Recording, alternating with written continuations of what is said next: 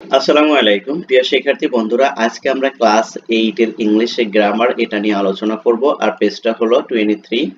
আর আমরা যে টপিকস নিয়ে আজকে কথা বলবো সেটা হলো অ্যাডজেক্টিভ। ওকে, দেখো তোমরা অনেকেই বলে থাকো যে ভাইয়া আমরা যখন সেকেন্ড পেপার যখন পরীক্ষা দিই তখন আমাদের ফিল ইন দ্য গ্যাপে যা আমরা পুরোপুরি আনসার করতে পারি না।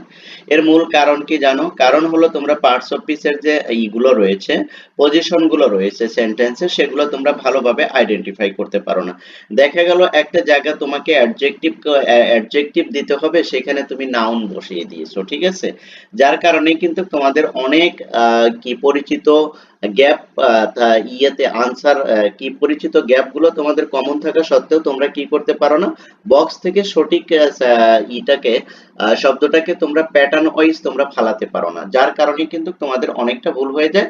তাই আজকে আমি তোমাদেরকে বলবো যে আজকের এই ভিডিওটা যদি একটু অ্যাটেনটিভলি ভাবে যদি তোমরা দেখার চেষ্টা করো, তাহলে তোমাদের যে সমস্যাটা সেই সমস্যাটা অ্যাটলিস্ট অ্যাডজেক্টিভ থেকে তোমরা একদম কমপ্লিট করতে পারবে, ঠিক আছে? আর তার আগে তোমাদেরকে আরেকটা কথা বলে নিচ্ছে, সেটা হলো আমরা কিন্তু তোমাদের এই ক্লাসের জন্য অসংখ্য ভিডিও আমরা আপলোড করে রেখেছি তোমাদের এই কি ক্লাসের। বিশেষ করে তোমরা যদি এই ক্লাসের যদি পর্যাপ্ত পরিমাণ ভিডিও চাও, তাহলে অবশ্যই তোমাদেরকে আমরা বলবো আমাদের চ্যানেলের প্লেলিস্ট চেক করো। প্লেলিস্ট চেক করলে দেখবে যে এখানে অসংখ্য ভিডিও সেট করা আছে, তোমরা তোমাদের সময় মতো সেই ভিডিওগুলো দেখে আসতে পারো। ওকে, তাহলে চলো আর কথা না বাড়িয়ে আজকের মূল ভিডিওতে আমরা চলে যাই।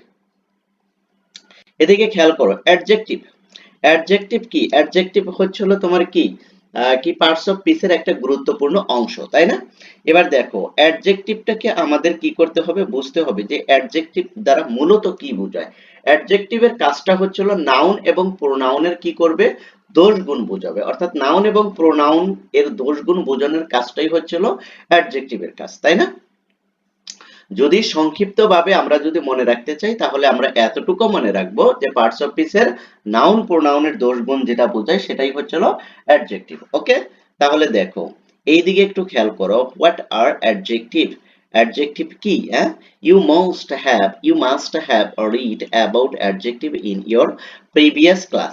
আশা করি যে তোমরা কি করেছো, ইউ মাস্ট হ্যাভ রিড, তুমি অবশ্যই পড়েছিলে। কোন ক্লাসে পড়েছিলে? তোমার প্রিভিয়াস ক্লাসে তোমরা এটা পড়েছো অ্যাডজেক্টিভটা, কারণ 6 এ পড়েছো, 7 এ পড়েছো, এখন তোমরা 8 এ পড়ছো, তাই না? এর আগেও মেবি তোমরা পড়েছো ক্লাস 5 থেকে। তারপর দেখো, ডু ইউ রিমেম্বার দিয়ার ইউজেস?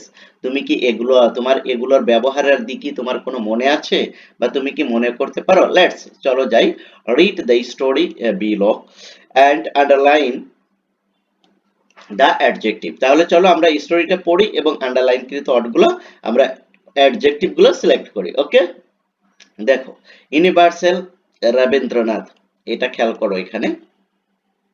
দেখো, ঠাকুর ইজ নন অ্যাজ বিশ্ব কবি, ওয়ার্ল্ড কবি, because his literature as universal. এই যে দেখো ইউনিভার্সাল, এটা কি এখানে অ্যাডজেক্টিভ। ওকে, তারপরে দেখো appeal and is read by many people of the world.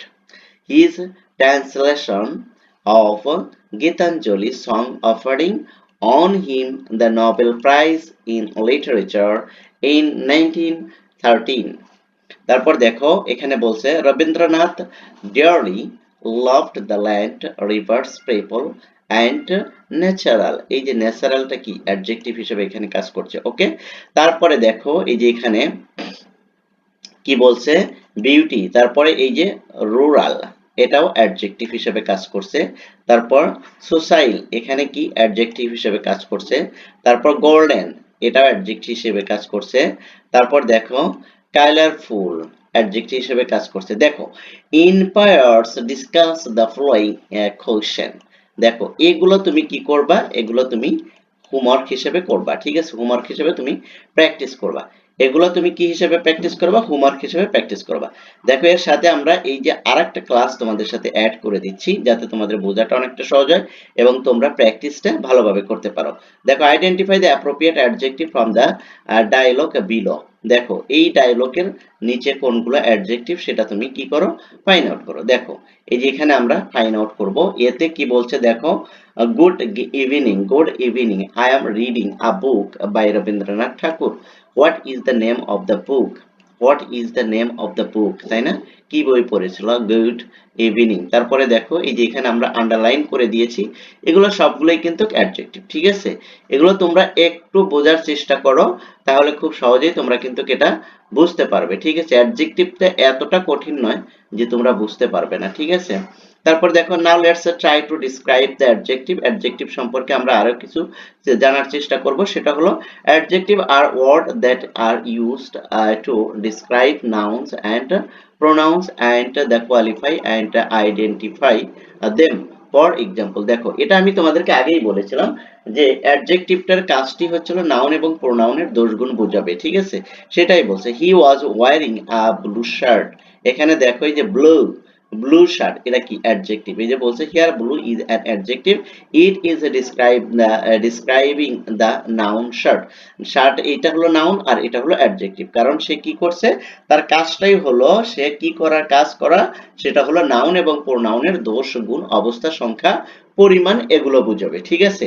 একটা জিনিস মনে রাখবে যে অ্যাডজেক্টিভের কাজ হচ্ছে হলো নাউন বা প্রোনাউন এর দোষ গুণ অবস্থা সংখ্যা পরিমাণ, দোষ গুণ অবস্থা সংখ্যা পরিমাণ এগুলো বোঝাবে হলো অ্যাডজেক্টিভ, ঠিক আছে? এগুলোই হলো নাউন প্রোনাউনের দোষ গুণ অবস্থা সংখ্যা পরিমাণ বোঝানোর কাজটাই হলো অ্যাডজেক্টিভের। দেয়ার আর 7 রুমস ইন দ্য হাউস। দেখো এই যে 7, বলছি না দোষ গুণ অবস্থা সংখ্যা পরিমাণ, এই যে সংখ্যা না, এটা কি হয়েছে? এটা হচ্ছে অ্যাডজেক্টিভ, ওকে? এভাবে তুমি যদি প্র্যাকটিস করো তাহলে কিন্তু খুব সহজে কিন্তু এটা তুমি বুঝতে পারবে। যদি প্র্যাকটিস যদি না করো তাহলে কিন্তু বুঝতে পারবে না, ঠিক আছে? তবে আমি তোমাকে এতটুকু বলতে পারি যে তুমি এই জিনিসটা মাথায় রাখো এক বাক্যের, সেটা হলো যে যেই অর্ড দ্বারা নাউন প্রোনাউন এর দোষ গুণ অবস্থা সংখ্যা পরিমাণ, এটা একটু মুখস্থ করে নিয়ে নাও, তাহলেই দেখবে মনে থাকবে। যে শব্দ দ্বারা নাউন প্রোনাউনের দোষ গুণ অবস্থা সংখ্যা পরিমাণ বোঝায় তাকে কি বলে? অ্যাডজেক্টিভ বলে, ঠিক আছে? এইটা যদি তুমি মাথায় রাখতে পারো তাহলে খুব সহজেই তুমি অ্যাডজেক্টিভের যে ফাংশন গুলো আছে এগুলো খুব সহজেই তুমি পরীক্ষার ভিতরে আনসার করতে পারবে, ঠিক আছে? কারণ পরীক্ষায় যেভাবে আসে, অর্থাৎ বক্স আকারে থাকে, বক্সের ভিতরে কি কিছু ওয়ার্ড থাকে, সেখান থেকে ওয়ার্ডগুলোর কিন্তু প্যাটার্ন আছে। ভার্ব মোডে থাকে, অ্যাডভার্ব মোডে থাকে, তারপরে কি অ্যাডজেক্টিভ মোডে থাকে, নাউন মোডে থাকে, তাই না? তাহলে এগুলো কিন্তু আমরা জানি যে একটা শব্দ কয়টা মোডে থাকতে পারে, সেটা ভার্ব মোডে থাকতে পারে, তারপরে কি নাউন মোডে থাকতে পারে, তারপরে কি মোডে থাকতে পারে, অ্যাডভার্ব মোডে থাকতে পারে, ভার্ব মোডে থাকতে পারে, অ্যাডজেক্টিভ মোডে থাকতে পারে। এটা কিন্তু তোমাকে মাথায় রাখতে হবে। পার্টস অফ স্পিচ ভালোভাবে যদি বুঝতে চাও তাহলে এই চ্যানেলের আরো অনেক ভিডিও দেওয়া আছে পার্টস অফ স্পিচ এর ব্যাপারে। তোমরা চাইলে sense of parts of speech এই ভিডিওটা আমাদের দেখতে পারো, সেখানে খুব ভালোভাবে বোঝানো আছে যে পার্টস অফ স্পিচটা তোমরা কিভাবে সেন্টেন্সের ভিতরে ফাংশন করে এবং কিভাবে এখান থেকে তুমি তোমার কোশ্চেনে বা কি আনসার শিট বলো আর তোমার পরীক্ষার কোশ্চেন থেকে তুমি কিভাবে ভালো একটা মার্ক ক্যারি করতে পারবে, এই সব কিছু নিয়ে আলোচনা করা আছে এই চ্যানেলে। তাই তোমরা চ্যানেলের প্লেলিস্টটা চেক করো, তোমরা তোমাদের ভিডিওগুলো খুঁজে খুঁজে বের করে সময় মতো দেখে নিবে আশা করি। তাই আজকের এই ভিডিওটা এ পর্যন্তই রাখতে চাচ্ছি। তোমরা যারা আজকে আমার এই ক্লাসে নতুন ভাবে জয়েন করেছো তাদের প্রত্যেককেই আমরা বলবো যে আমাদের চ্যানেলটা সাবস্ক্রাইব করে রাখতে পারো। আর ভিডিওগুলো যদি ভালো লাগে তাহলে অবশ্যই লাইক কমেন্ট শেয়ার করে দিয়ে সবাইকে দেখার সুযোগ করে দিবে। Thank you so much. আল্লাহ হাফেজ।